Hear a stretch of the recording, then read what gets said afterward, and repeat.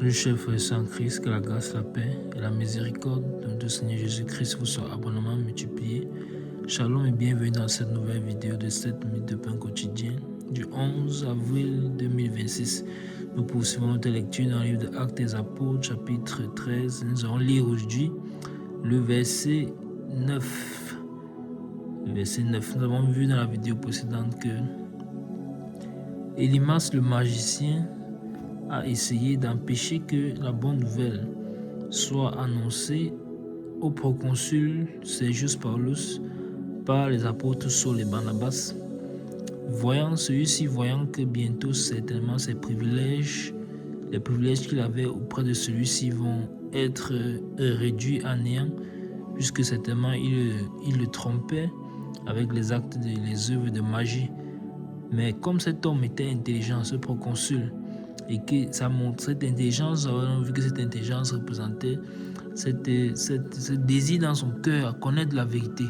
Alors, il a demandé à connaître, entendre la parole de Dieu. Et cet homme, donc ce magicien-là, s'est opposé. Et le Saint-Esprit nous a permis de comprendre que s'il le met de sa conversation, il est en train de parler d'Élymas qui s'appelle aussi Bar-Jésus, qui veut barrer la voie à l'annonce de l'évangile du Seigneur, qui veut empêcher l'œuvre de Dieu de se propager. Alors, cet homme-là, s'il s'oppose à la parole de Dieu, ce sera donc puissance contre puissance. Et nous savons que ce que nous voyons physiquement est d'abord un combat spirituel. C'est ce qu'on avait pu voir en étudiant ce nom là-bas, Jésus.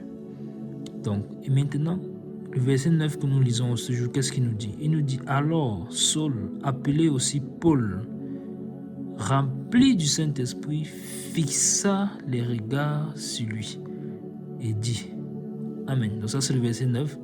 Alors Saul, appelé aussi Paul, rempli du Saint-Esprit, fixa les regards sur lui et dit, Amen.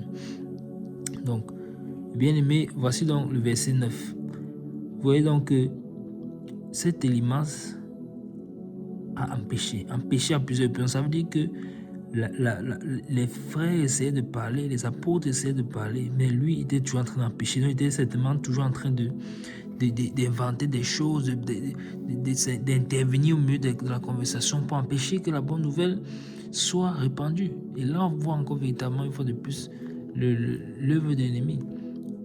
Il intervenait, il essayait d'interrompre pour empêcher que le cœur, que le proconsul puisse saisir le cœur du message et que par la foi, il puisse accéder au salut.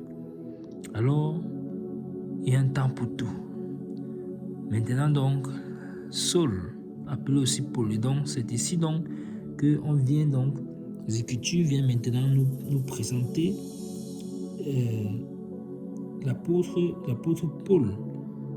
Vous voyez, c'est ici maintenant pour la première fois que son nom maintenant, on nous parle de Paul. Donc maintenant, dans cette vidéo, je faisais exprès d'utiliser Saul parce que jusqu'ici, c'était Saul qui était mentionné. Maintenant, à partir d'ici, je vais l'appeler également l'apôtre Paul.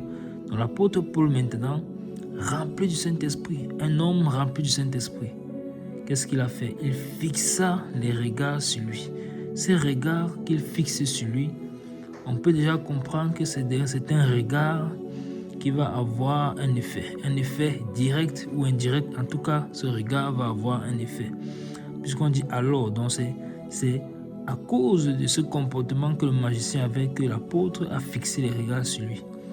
Donc, et il l'a fait rempli du Saint-Esprit. Donc, ce n'était pas un regard motivé par une quelconque colère ou une quelconque œuvre de la chair. Non, c'est rempli du Saint-Esprit qu'il a fait. Donc, ça signifie que celui qui est en train de regarder, c'est Paul que nous voyons physiquement, mais en réalité, c'est le Seigneur qui est en train de regarder ce magicien. Souvenez-vous que dans Actes des Apôtres, chapitre 5, lorsque Ananias et Saphira ont voulu tromper le Seigneur, ont voulu tromper le Saint-Esprit, lorsque Pierre leur posait la question, est-ce à ce prix que vous avez vendu le champ? Eux, ils voyaient en face d'eux l'apôtre Pierre, mais en réalité, c'était le Seigneur qui était en train de leur poser cette question. Puisque, quand sa femme, la femme d'Ananias, Saphira est entrée, Elle lui a dit comment ça, il leur a dit comment, il a dit à sa fille, comment vous avez pu tenter le Saint-Esprit? Comment vous avez pu tenter le Saint-Esprit? Comment Satan a-t-il pu remplir ton cœur? Et ça, c'est ce qu'il avait dit à Ananias. Au point que tu mentes au Saint-Esprit. Donc, il est en train de répondre à Pierre, mais c'est au Saint-Esprit qui mentait. Donc, quand l'apôtre Paul se tourne en le regardant rempli du Saint-Esprit, c'est le Seigneur qui est en train de le regarder. Attention donc au regard du Seigneur, car le regard du Seigneur est un regard de flamme. Ses yeux sont comme les flammes. C'est ce que le livre d'Apocalypse nous dit. Il a les yeux comme des flammes de feu. Attention à ce regard. Ce regard, ces flammes peuvent manifester l'amour quand on est dans son camp, mais peuvent manifester le jugement quand on n'est pas dans son royaume. Alors c'est pourquoi je t'exhorte encore une fois de plus, toi qui écoutes ces vidéos, si tu n'as pas encore donné ta vie au Seigneur, à ne pas tarder, car le Seigneur Jésus-Christ revient bientôt. Et il veut que tu sois sauvé, mais pour cela, il faut que tu l'acceptes comme Seigneur et Sauveur, que tu reconnaisses ta situation de pécheur et que tu te répandes de ta vie passée.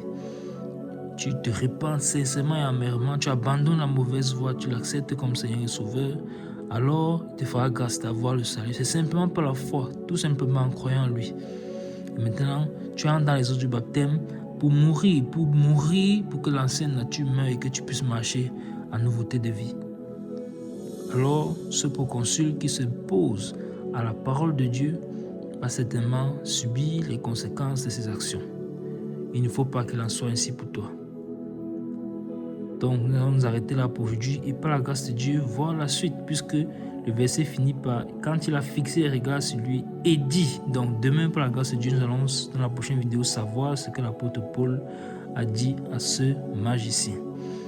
Nous arrêtons là pour aujourd'hui. C'était tout pour les 7 minutes de point coaching ce jour. Que la grâce, la paix et la miséricorde de notre Seigneur Jésus-Christ vous soient abondamment multipliées. Shalom.